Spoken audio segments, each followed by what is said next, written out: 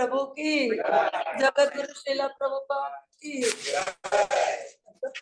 जगत गुरु श्रीला प्रभुपाद की जय, समवेत भक्तवृंद की जय। संध्याकालीन भगवद गीता रसमालयन में ऑनलाइन तथा ऑफलाइन सब भक्तों का स्वागत है।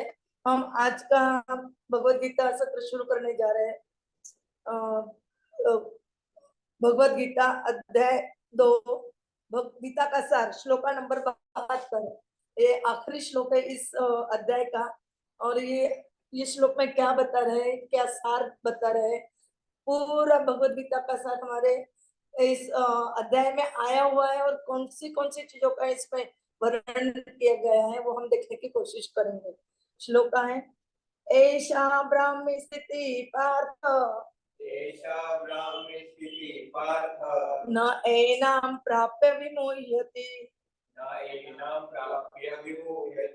स्थित्वा अस्याम् अन्तकाले अपि ब्रह्म निर्वाणं रुच्छति।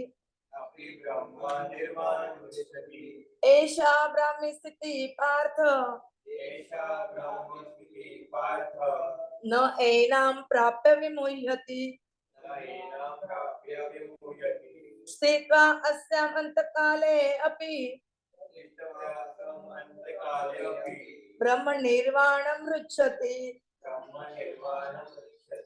यशा ब्राह्मी स्थिति पार्थ, न एनां प्राप्य विमुह्यति, स्थित्वा अस्याम् अन्तकाले अपि ब्रह्म निर्वाणं रुच्छति। Word to word meaning. आप बोलो, कोई बोलना चाहते हैं? ऐसा ब्राह्म स्थिति पार्थ, एषा ब्राह्मी स्थिति पार्थ, न एनां प्राप्य विमुह्यति। दूसरा अध्याय 72वां श्लोक। स्थित्वा अस्याम् अन्तकाले अपि ब्रह्म निर्वाणं रुच्छति।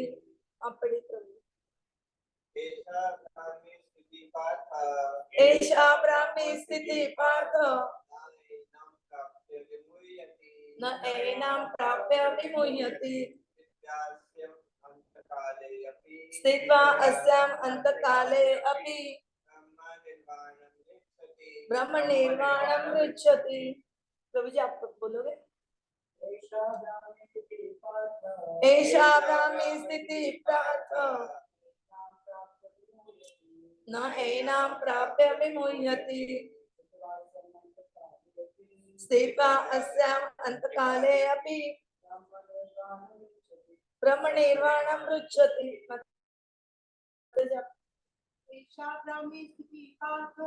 एषा ब्राह्मी स्थिति पार्थ, न एनां प्राप्य विमुह्यति, स्थित्वा अस्याम् अन्तकाले अपि ब्रह्म निर्वाणं रुच्छति। ट्रांसलेशन तथा परपट, अनुवाद तथा तात्पर्य जगत गुरु श्रीला प्रभुपाद जी के द्वारा। यह आध्यात्मिक तथा ईश्वरीय जीवन का पथ है जिसे प्राप्त करके मनुष्य मोहित नहीं होता। यदि कोई जीवन के अंतिम समय में भी इस तरह स्थित हो तो वह भगवत धाम में प्रवेश कर सकता है। तात्पर्य, मनुष्य कृष्ण भावनामृत या दिव्य जीवन को एक क्षण में प्राप्त कर सकता है और हो सकता है कि उसे लाखों जन्मों के बाद भी न प्राप्त हो। यह तो सत्य को समझने और स्वीकार करने की बात है। खट्वांग महाराज ने अपने मृत्यु के कुछ मिनट पूर्व कृष्ण के शरणागत होकर ऐसी जीवन अवस्था प्राप्त कर ली। निर्वाण का अर्थ है भौतिकतावादी जीवन शैली का अंत। बौद्ध दर्शन के अनुसार इस भौतिक जीवन को पूरा होने पर केवल शून्य शेष, किंतु भगवद गीता की शिक्षा इससे भिन्न है। वास्तविक जीवन का शुभारंभ इस भौतिक जीवन के पूरा होने पर होता है। स्थूल भौतिकतावादी के लिए यह जानना पर्याप्त होगा कि इस भौतिक जीवन का अंत निश्चित है, किंतु आध्यात्मिक दृष्टि से उन्नत व्यक्तियों के लिए इस जीवन के बाद अन्य जीवन प्रारंभ होता है। इस जीवन का अंत होने के पूर्व यदि कोई कृष्ण भावनाभावित हो जाए तो उसे तुरंत ब्रह्म निर्वाण अवस्था प्राप्त हो जाती है। भगवत धाम तथा भगवत भक्ति के बीच कोई अंतर नहीं है, क्योंकि दोनों चरम पद है। अतः भगवान की दिव्य प्रेम भक्ति में व्यस्त रहने का अर्थ है भगवत धाम को प्राप्त करना। भौतिक जगत में इंद्रिय तृप्ति विषय कार्य होते हैं और आध्यात्मिक जगत में कृष्ण भावनामृत विषय। इसी जीवन में ही कृष्ण भावनामृत की प्राप्ति तत्काल ब्रह्म प्राप्ति जैसी है, और जो कृष्ण भावनामृत में स्थित होता है वह निश्चित रूप से पहले ही भगवत धाम में प्रवेश कर चुका होता है। ब्रह्म और भौतिक पदार्थ एक दूसरे से सर्वथा विपरीत है। अतः ब्राह्मी स्थिति का अर्थ है भौतिक कार्यों के पद पर न होना। भगवत गीता में भगवत भक्ति को मुक्त अवस्था माना गया है। सगुणान सम्मति ब्रह्म भूयाय कल्पते। अतः ब्राह्मी स्थिति भौतिक बंधन से मुक्ति है। श्री भक्ति विनोद ठाकुर ने भगवत गीता के इस द्वितीय अध्याय को संपूर्ण ग्रंथ के प्रतिपाद्य विषय के रूप में संक्षिप्त किया है। भगवत गीता के प्रतिपाद्य है कर्म योग, ज्ञान योग तथा भक्ति योग। इस द्वितीय अध्याय में कर्म योग तथा ज्ञान योग की स्पष्ट व्याख्या हुई है एवं भक्ति योग की भी झांकी दे दी गई है। इस प्रकार भगवत गीता के द्वितीय अध्याय गीता सार का भक्ति तात्पर्य पूर्ण हुआ।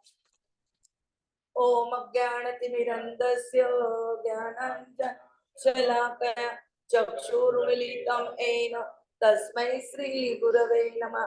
श्रीचैतन्यमनोभीष्टं स्थापितं येन भूतले स्वयं रूपः कदा मह्यं ददाति स्वपदान्तिकं।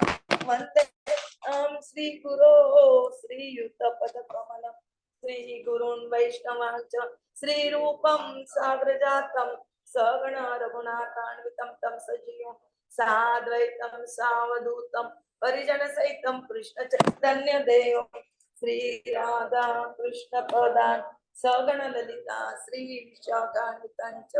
नमो ओम विष्णुपदाय कृष्ण पृष्ठाय भूतले श्रीमते भक्ति वेदांत स्वामिनिति नामिने। नमस्ते सरस्वते देवे गौरवाणी प्रचारिणे निर्विशेष शून्यवादी पाश्चात्य देशतारिणे वाञ्छा कल्पतरुभ्यश्च कृपा सिन्धुभ्य एव च पतितानां पावनेभ्यो वैष्णवेभ्यो नमो नमः। जय श्री कृष्ण चैतन्य प्रभु नित्यानंद श्री अद्वैत गदाधर श्रीवासादि गौर भक्तवृंद। हरे कृष्णा कृष्ण कृष्ण हरे हरे, हरे राम राम राम हरे हरे, हरे कृष्ण कृष्ण कृष्ण हरे हरे, हरे राम राम राम हरे हरे, हरे कृष्ण कृष्ण कृष्ण हरे हरे, हरे राम राम राम हरे हरे। हरे कृष्णा। दंडोत प्रणाम। जगन्नाथ जी, सुभद्रा मैया, बलदेव जी, सुदर्शन जी, राधा वृंदावन चंद्र, षड गोस्वामी, पंचतत्व, हमारे गुरु परंपरा, निताई गौर, बालाजी भगवान, नरसिंह भगवान, वृंदा देवी, प्रभुपाद जी तथा मेरे गुरु महाराज तथा आप सब लोगों के चरणों में मैं दंडोत प्रणाम करती हूँ। प्रणाम स्वीकार करिए। और मैं चाहती हूँ कि हम जो कुछ भी सुने या बोले उससे हमारे हृदय का शुद्धिकरण है। अभी आज तक हमने बहुत कुछ इसमें सुन लिया है कि अर्जुन युद्ध क्यों करना नहीं चाहता था, उसने क्या क्या कारण बताए युद्ध न करने के। फिर उनको फटकार भी दी है कृष्ण भगवान ने। उनको बताया कि शरीर और आत्मा दोनों अलग अलग है। जब हम शरीर को ही आत्मा मान लेते हैं तो फिर ये सब प्रॉब्लम्स हमारे सामने आते हैं। तो शरीर और आत्मा, इनका भेद क्या है वो बताया है। कैसा शरीर, हम जन्म लेते हैं तो छोटे बच्चे होते हैं, फिर कैसे बढ़ते जाता है, जैसे देहिन अस्मिन् एकादय, फिर मात्रा स्पर्शतु कौन्तेय। फिर उन्होंने बोला है कि जो दुख नहीं करना चाहिए उसके लिए आप दुख कर रहे हैं, क्योंकि आत्मा शाश्वत है, शरीर नश्वर है। आज शरीर मिला है तो कल तो जाने वाला, आज नहीं तो कल तो जाने वाला, क्योंकि इसको समय ठराविक है। आत्मा शाश्वत है। वो आत्मा क्या है, अपने इसके अपनी जो चेतना रहती है लास्ट मरते वक्त उस चेतना के हिसाब से हमें अलग अलग शरीर में आत्मा ट्रांसफर करती है, उसको हम ट्रांसफॉर्मेशन करते हैं। तो ये क्या होता है हमारा क्या बोलते हैं स्थानांतरण बोलते हैं, वो होता है। तो वो कैसे होता है वो भी उन्होंने हमें आज तक के श्लोकों में बता दिया, और पिछले श्लोक में उन्होंने बताया था कि जब हम मन से, क्योंकि हमारे सब दुखों का कारण क्या है, मन है। जब तक हम मन को कंट्रोल में नहीं करेंगे तो मन हमें इधर उधर घुमाते रहेगा। तो जब मन, ये जो हमारे इंद्रिय तृप्ति की इच्छा है कि हम जो कुछ देखते हैं वो चाहिए, हमें अलग अलग चीजें चाहिए होती है, हम जो देखते हैं उसकी।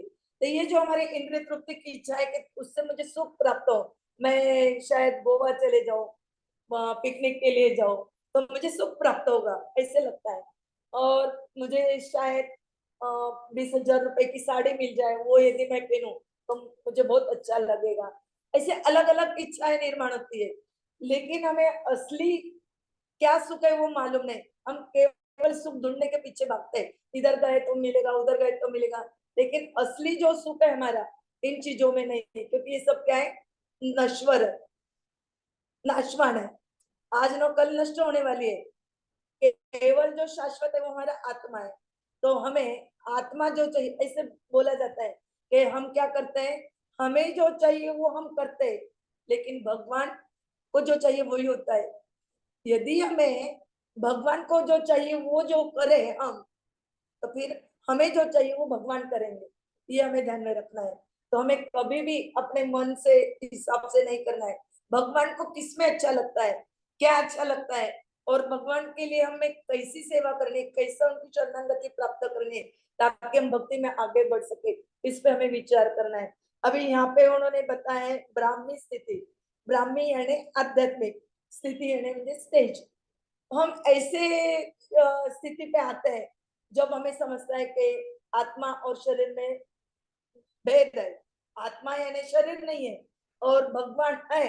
लेकिन ये जो निराकारवादी बोलो या फिर बुद्धिस्ट लोग, वो जो बोलते हैं मायावादी लोग, वो क्या बोलते हैं कि नहीं ये शरीर खत्म हो गया तो सब खत्म हो जाता है, उनकी वो फिलोसॉफी है। लेकिन यहाँ पे क्या बताते हैं कि उलट, यहाँ पे प्रभुपद जी ने बहुत अच्छे से बताया है परपट में, तात्पर्य में, कि जहाँ शरीर खत्म होता है उल्टा वहां से शुरुआत होती है, क्योंकि उस वक्त हमारी क्या स्थिति थी, मनोभावना क्या थी, उस मनोभावना के हिसाब से हमें अगला शरीर मिलता है। यदि हम भगवान के ही इसमें लीन रहे, भगवान की सेवा करते रहे, और जब करते करते करते हम यदि चले भी जाते हैं, तो हमें अगला शरीर कौन सा मिलेगा, भगवत धाम। हमें दोबारा इस जन्म मृत्यु के चक्र में आना नहीं पड़ेगा। और इसलिए भगवान ने भी कहा है हमें कि जब सब धर्म छोड़ दो, यानी सब धर्म छोड़ दो, यानी हम काम करना छोड़ दे ऐसा नहीं, या हिंदू धर्म हो मुस्लिम धर्म हो वो छोड़ो ऐसा नहीं। तो हमें इधर उधर घूमना नहीं, और जो हमारी जो क्या बोलते हैं रिस्पॉन्सिबिलिटी दी वो हम अच्छे से निभाए। और ये करते करते सब कुछ छोड़ के, यानी आसक्ति छोड़ के, जब हम भगवान की शरणागति लेते हैं तो भगवान हमारी केयर करते हैं। और भगवान ने वचन दिया है कि जो जिस भावना से मुझे बजेगा उस भावना से मैं उससे रेसिप्रोकेशन करूंगा, उससे बातचीत करूंगा। भगवान हमारे से बातचीत करते हैं। आज मैं एक क्लास में गई थी भगवत गीता के, वहां पे एक वृंदावन से माता जी आई हुई है। उन्होंने बताया कि उन्होंने उनके बीमारी के काल में कैसे कृष्णा को महसूस किया है, उन्होंने स्वयं अनुभव किया, वो बातें बता रहे थे हमें। तो बहुत अच्छा लगा उनकी बातें सुन के। क्या ऐसा अनुभव हम भी कर सकते, कब, जब हम पूरी तरह उन पे डिपेंड हो जाएंगे। आते जाते 24 घंटे, अभी हम बोलेंगे 24 घंटे यदि हम वही करते बैठे, नाम ही लेते बैठे, तो फिर हम घर का काम कब करेंगे, या फिर हम ऑफिस का काम कब करेंगे, और खाने का पीने का, बच्चों को घुमाने का, बच्चों के साथ खेलने का, वो कैसे कर पाएंगे। सब हमारे व्यवहार छोड़ देना पड़ेगा, वही लेके बैठेंगे। तो घर के लोग भी क्या बोलेंगे, अरे इनको तो कुछ काम धाम नहीं है, ये हरे कृष्णा वाले लोग ऐसे ऐसे बोलते हैं। वही मैं आपको बता रही हूँ, इनको तो कुछ काम नहीं, बस वो माला लेके बैठते हैं और हरे कृष्णा करते हैं। लेकिन ऐसा नहीं है। हम अपना कार्य करते हुए हमें चिंतन करना है खाली कि मैं ये जो ऑफिस का काम कर रहा हूँ या कर रही हूँ, इससे कृष्ण की याद आनी चाहिए कि उस वक्त कृष्ण की कोई कोई लीला याद आती रहती है। क्योंकि कृष्ण की बहुत सारी लीला है।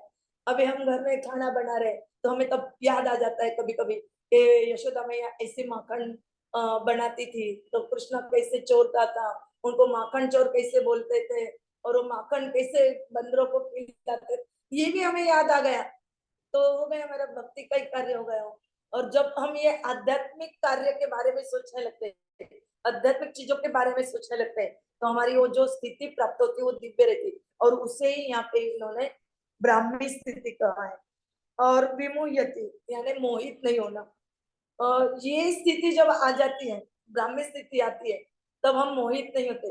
भले ही हमारे सामने कितनी ही आग सामने रख दो, अभी समझो हम अभी भक्ति में आ रहे, सुन रहे, ये कर रहे, और अभी नीचे जाके हमें समझो बहुत बड़ी एकदम जो हाई फाई गाड़ी है वो आके दिखी, हमें कभी मन में नहीं आएगा कि ये गाड़ी मेरी होनी चाहिए, इसमें मुझे बैठने को मिलना चाहिए, या ये मैं खरीद सकती तो कितना अच्छा होता, ऐसा कभी मन में नहीं आएगा। या फिर हम चलते चलते किसी का बंगला देख लेते हैं, तो हमारे मन में क्या आएगा, अरे ये बंगला कितना बड़ा है, कितनी सुंदर जगह है, काश यहाँ पे हमारी जगन्नाथ जी की व्यवस्था होती, तो ऐसे मन में आता है। अभी ऐसे आता है, लेकिन पहले जब हम भक्ति में नहीं थे तब क्या, मुझे भी बंगला चाहिए। और मैं मेरी खुद की बोल रही हूँ, जब कितना 20 साल पहले की बात बोल रही हूँ, जब मैं मेरे घर से मेरे भाई के घर पे जाती थी, तो रास्ते में हर एक के घर पे गाड़ियां देख के मुझे ऐसे लगता था, काश मैं भी सीए हो गई होती। आज ये जो सीए वाले इनके यहाँ पे गाड़ी खड़ी है, इनके जैसा मेरा भी बंगला होता, मेरी भी गाड़ी होती, तब लगता था। लेकिन आज ऐसे लगता है कि अच्छा हुआ नहीं मैं सीए हुई, ना गाड़ी आई ना बंगला आया, क्योंकि तब हमें अहंकार आ जाता है। और आज यदि आया भी, समझो हमारे पास गाड़ी बोलो या बंगला बोलो या कुछ भी बोलो, जगह बोलो, कुछ, आज हमारे इसमें अहंकार नहीं आएगा। हमें क्या लगेगा, अरे इतनी बड़ी जगह आ गई है ना, तो हमें अभी हफ्ते में एक बार प्रोग्राम करना चाहिए, भगवान को खुश करना चाहिए, और भक्त लोगों को हमें यहाँ पे बुला के सत्संग करना चाहिए, ये हमारे मन में अभी विचार आ सकता है। तो बदल होगा कि नहीं, वो भौतिक स्थिति थी, अब ये आध्यात्मिक स्थिति है। तो जब हम आध्यात्मिक स्थिति में यानी ये ब्राह्मी स्थिति प्राप्त हो गई, तो इससे हम मोहित नहीं होते हैं। और स्थित्वा अस्याम अंत काले, और इस तरह हम स्थित हो जाने के बाद अंत काल में ब्रह्म निर्वाण बोला है यहाँ पे। निर्वाण यानी नीर अधिक वाण, संस्कृत शब्द ही है। तो नीर अधिक वाण, वाणी यानी ये शरीर, नीर यानी रहित, शरीर से रहित भगवत धाम को प्राप्त होता है। शरीर से रहित हमें रूप प्राप्त होता है, यानी क्या होता है, आध्यात्मिक जगत में हमें शरीर नहीं रहता है, आध्यात्मिक जगत में हम भगवान के जैसे ही उनके पार्षद बन जाते हैं, तो वो शाश्वत रहता है, वो नश्वर नहीं रहता है। और पुनः हमें ऐसा नहीं कि भोग करने के बाद हमें पुनः इस पृथ्वी लोक पे आना पड़ेगा और अलग अलग जन्म लेने पड़ेगा, ऐसा नहीं है। तो हम ये जो जन्म मृत्यु का चक्र है, इससे हम छूट के भगवत धाम को प्राप्त कर सकते हैं। और हमें तो वही चाहिए ना, भगवत धाम ही जाना है, ना कि हमें पता है कि माँ के गर्भ इतना सा रहता है, उसमें 9 महीने हम उल्टे टंगे हुए रहते, कितनी तकलीफ होती है। हम प्रार्थना करते हैं भगवान को कि भगवान प्लीज मुझे इससे बाहर निकालिए, गर्भ से बाहर निकालिए, मैं आप जो बोलोगे वो करूंगा और करूंगी, तो मैं आपका भजन कीर्तन करूंगी। लेकिन जैसे हम बाहर आते हैं हम सब भूल जाते हैं, और जो माहौल रहता है हमारे सराउंडिंग में उसके हिसाब से हम टर्न हो जाते हैं और भूल जाते हैं। और ये भूलने के कारण हम बनते जाते हैं, और बंधने के कारण क्या होता है, हमें अलग अलग शरीर प्राप्त करने पड़ते हैं। और इसको कारण कौन होता है, तो हमारा मन। इसका एक्सप्लेनेशन बोले तो 11th कैंटो जो आता है भागवतम, तो उसमें बहुत सुंदर रीति से किया है। वहां पे एक चैप्टर ही है 23 नंबर का, तो उसमें अवंती ब्राह्मण जो है उसकी कथा बताई गई है कि वो पहले कितने अमीर थे, वो इतने कंजूस थे कि उसका उपयोग कई मैंने कोई चीज का उपयोग नहीं करते थे, सब पैसे जमा जमा करके रखते थे बच्चों के लिए या भगवान के लिए, काय के ही लिए खर्च नहीं करते थे। तो इससे क्या हुआ कि जो रिलेटिव्स थे, बच्चे थे, पत्नी थी, सब उनसे नाखुश थे। और नाखुश होने के कारण क्या हुआ कि उनसे बातचीत नहीं करते थे, दुखी हो गए थे उनसे, उनसे फिर संबंध टूट गया था। और भगवान जो पंचदेवता बोलते हैं, उनके ही यज्ञ के लिए उसका उपयोग नहीं किया, तो वो भी दुखी हो गए, मैंने इतना पैसा दिया है इनको, लेकिन ये भगवान की कुछ सेवा नहीं करता, किसी को दान धर्म नहीं करता, फायदा क्या हुआ? तो ये सब उनका नष्ट हो गया, पैसा ये नष्ट होता है। यदि हम भगवान के लिए या कुछ भी नहीं खर्च करते तो उसको क्या बोलते?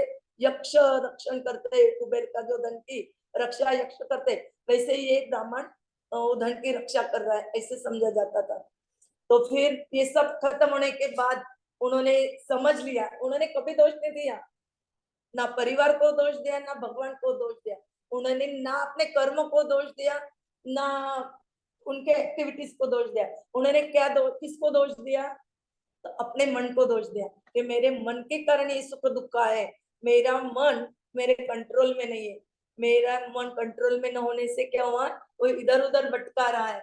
और फिर उन्होंने मन में ठान लिया कि अभी मैं मौन रहूंगा, और वो ब्रह्मचारी बन के, यानी अवधूत ब्राह्मण जो बोलते हैं वो बन के, वो अवधूत सन्यासी बन के वो घूमने लगे, भीख मांगते थे, यानी भिक्षा मांगते थे। और उनका गीत है, तो उसी अध्याय में 42 नंबर श्लोक से लेके 57 नंबर तक के जो श्लोक है, उसमें उन्होंने जो बताया है, उनके जो अनुभव बताया है, उसको उन्होंने नाम दिया है the song of the Avanti ब्राह्मण। तो बहुत सुंदर चैप्टर है, और उन्होंने यही बताया है कि ये मेरे मन के कारण हुआ है, तो मन को कैसे कंट्रोल करना है। और उन्होंने फिर बहुत लोगों ने उनको तकलीफ दी, आप यदि वो पढ़ोगे तो आपको शरीर पे यानी रोए भी आएंगे, और रोना भी आएगा, आप बोल भी नहीं पाओगे, इतना बहुत यानी इमोशनली पार्ट है वो। कई लोग इतने उनको तकलीफ कर देते, उसको बोलते थे कि ये नकली है, ढोंगी है, उसके आंख पे यूरिन कर देते थे, थूकते थे उनके आंख पे। लेकिन उन्होंने मौन रहने का पूरा दृढ़ निश्चय किया था, इसलिए वो दृढ़ रह के उन्होंने अपना मौन रहने का जो दृढ़ निश्चय किया था, उसको उन्होंने कभी भी तोड़ा नहीं, और अपने जीवन को सार्थक किया। ऐसे ही हमारे खट्वांग ऋषि मुनि की भी कथा आती है कि वो उस वक्त दशरथ राजा भी जाते थे, युद्ध जब होता था देवासुर का, तो देवताओं की ओर से युद्ध करने के लिए राजा लोगों को बुलाया जाता था। तो दशरथ राजा भी गए थे, वैसे ही खट्वांग ऋषि भी गए थे। युद्ध होने के बाद जब देवता जीत जाते हैं, तो फिर देवता लोग उनको बोलते हैं कि आप मेरे से हमारे से कुछ वरदान मांगिए, हम आपको वरदान देना चाहते हैं, क्योंकि देवताओं को वर देने का अधिकार होता है, उनके पास उतना पावर है वर दे सके ऐसा।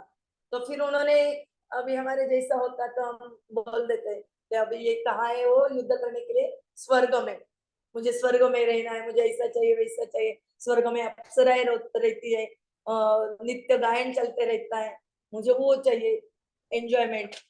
लोग उनको क्या चाहिए आज? एंजॉयमेंट चाहिए, तो वही मांगते थे ना हम।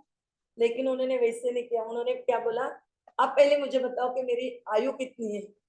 तब उन्होंने देख के बताया, ज्योतिष जो एक था देवता, एस्ट्रोलॉजी का देवता रहता है ना, उन्होंने बताया कि एक क्षण का आपका आयु है। तो फिर उन्होंने बोला तुरंत मुझे मेरे आश्रम पे छोड़ दो। तो एक क्षण में उन्होंने सब त्याग करके केवल एक जगह पे बैठ के भगवान का स्मरण किया, और उस एक क्षण में उन्होंने अपनी गति प्राप्त की। वैसे ही गति उसकी याद करके ये अवंती ब्राह्मण ने भी अपना जीवन यापन किया, और अपने जीवन का सार्थक किया, ऐसे ही इसमें बताया गया है। और ये जो अध्याय है, सेकंड अध्याय है, दूसरा अध्याय, इसमें कर्म योग, ज्ञान योग और भक्ति योग के बारे में थोड़ी चर्चा हुई है। लेकिन तो भी अर्जुन ने स्वयं के लिए नहीं, अर्जुन तो बहुत टैलेंटेड थे, बहुत होशियार थे, लेकिन हमारे जैसे लोगों के लिए समझने के लिए वो अभी आगे प्रश्न पूछेंगे। तो जैसे जैसे वो प्रश्न पूछेंगे और वो चाहेंगे कि डिटेल में इसका विस्तार हो, तो उस विस्तार से अभी आगे चल के कर्म योग, ज्ञान योग, कर्म मिश्रित योग, सब धीरे धीरे धीरे धीरे पूरे अपने 17 अध्याय तक ये भगवत गीता चलती रहेगी। 17 अध्याय में खत्म हो जाते, लेकिन 18वें अध्याय में और सारांश में आएगा। तो ऐसे हमारे भगवत गीता जो हमारे जीवन का मैन्युअल है, उसके बारे में यहाँ पे बताया गया है। तो भौतिक जगत में हम केवल क्या करते हैं, इंद्रिय विषय यानी एंजॉयमेंट के कार्य करते हैं, लेकिन आध्यात्मिक जगत में ये कुछ भी नहीं होता है। आध्यात्मिक जगत में केवल आध्यात्मिक ही होता है, वहां पे कोई भौतिक चीजों को स्थान नहीं रहता है। और वहां पे हम भगवान की दिव्य प्रेमा भक्ति में व्यस्त रहते हैं, और इसीलिए हम भगवान के पास ही रहते हैं, और पुनः इस दुनिया में आने की कोई जरूरत नहीं पड़ती। ब्रह्म और भौतिक पदार्थ एक दूसरे से सर्वदा विपरीत है, ये भी बताया इधर। और ब्राह्मी स्थिति का अर्थ हमने अभी देखा ही है। और इसीलिए श्रीला भक्ति विनोद ठाकुर, इन्होंने इस गीता का द्वितीय अध्याय का जो संक्षिप्त में वर्णन किया है, उसमें उन्होंने बताया कि कर्मयोग, ध्यान योग, भक्ति योग, ये तीनों यहाँ पे विस्तार विस्तार से बताए जाएंगे। और भक्ति योग की इस अध्याय में थोड़ी सी झांकी दी गई है कि भक्ति योग क्या है, भक्ति करने से क्या होता है, भक्ति नहीं करी तो क्या होता है, वो सब बताया है। तो आगे भी डिटेल में होगा, और हमें भी फिर यही ध्यान में रखना है इस अध्याय में जो बताया है कि हमें कहाँ पहुंचना है, ब्राह्मी स्थिति तक। यानी हम ये शरीर नहीं है, हम आत्मा है, हम आत्मा है, और आत्मा के स्तर पे हमें काम करना है, ना कि हमें भौतिक स्तर पे, आध्यात्मिक स्तर पे काम करके हमें हमारा जीवन सफल करना है। हरे कृष्ण। दंडवत वांछा कल्पतरुभ्यश्च कृपा सिंधुभ्येव च पतितानां पावनेभ्यो वैष्णवेभ्यो। कुछ गलत हो गया होगा तो बता दीजिए, मैं तो अभी इतना कुछ नहीं बोल पाई हूँ शायद, तो इससे भी ज्यादा मालूम होगा। और तो आप भी आपका एक्सपीरियंस बता सकते हो, ये लोगों को तो और ज्यादा मालूम रहता है, प्रभु जी बताते रहते हैं कि स्पेशल क्लास होते रहते हैं।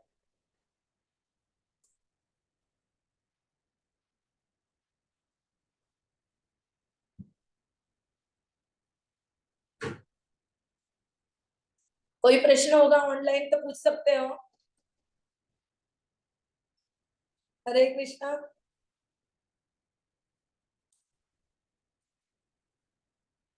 आपके भी कुछ प्रश्न हो गए तो बता सकते हो, हम जान समझने की कोशिश करेंगे, कुछ सॉल्व करता है तो सॉल्व करने की कोशिश करेंगे, अन्यथा हम यहाँ पे क्लास को विराम देंगे। सुबह भागवतम का क्लास है, और भागवतम के क्लास में हम मिलेंगे, तब भी आप पूछ सकते हो। हरे कृष्णा। दंडवत प्रणाम। करूँ बंद, करूँ बंद माता जी, नहीं पूछना है।